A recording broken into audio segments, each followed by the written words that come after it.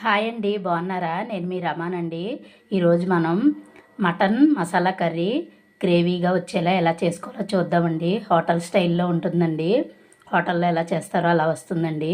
చాలా చాలా టేస్టీగా ఉంటుంది. రోటీకి కానీ, రైస్కి కానీ, బిర్యానీ కానీ, జీరా రైస్కి కానీ చాలా చాలా టేస్టీగా ఉంటుందండి. దీన్ని ఒకసారి మీరు కూడా ట్రై చేయండి. దీని తయారీ విధానం ఎలాగో ఒకసారి చూద్దామండి. మటన్ని క్లీన్ చేసి పెట్టుకున్నానండి. ఉప్పు పసుపు వేసి క్లీన్ చేశాను. కొన్ని టమాటాలు తీసుకున్నానండి. ఉల్లిపాయ పచ్చిమిర్చి తీసుకున్నాను. ఇప్పుడు ఎలా తయారు చేసుకోవాలో చూద్దాం. అల్లం వెల్లుల్లి పేస్ట్ తీసుకున్నాను. గరం మసాలా తీసుకున్నానండి. గసగసాలు, జీలకర్ర. స్టవ్ వెలిగించుకున్నానండి. స్టవ్ వెలిగించుకొని ఇలా అల్యూమినియంది పెట్టుకున్నాను పాత్ర. ఈ పాత్రలో మనం ఇప్పుడు ఉల్లిపాయ పచ్చిమిర్చి వేసుకుందాం. సన్నగా తరిగిన ఉల్లిపాయ పచ్చిమిర్చి వేసుకుందాం.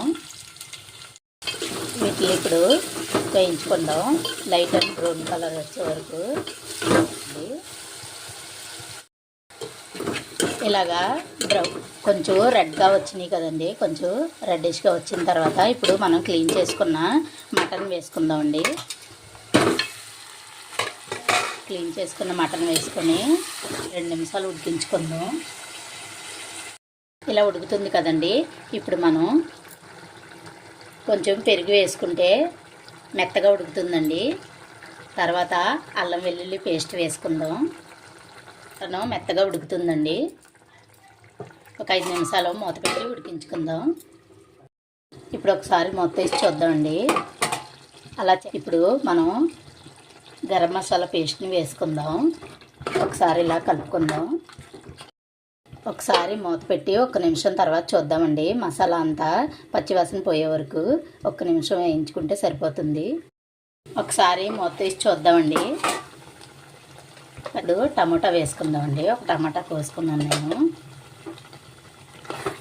టమాటా వేసుకుంటే టమాటా మగ్గే వరకు మూత పెట్టుకుందాం. ఒకసారి మూత తీసి చూద్దామండి.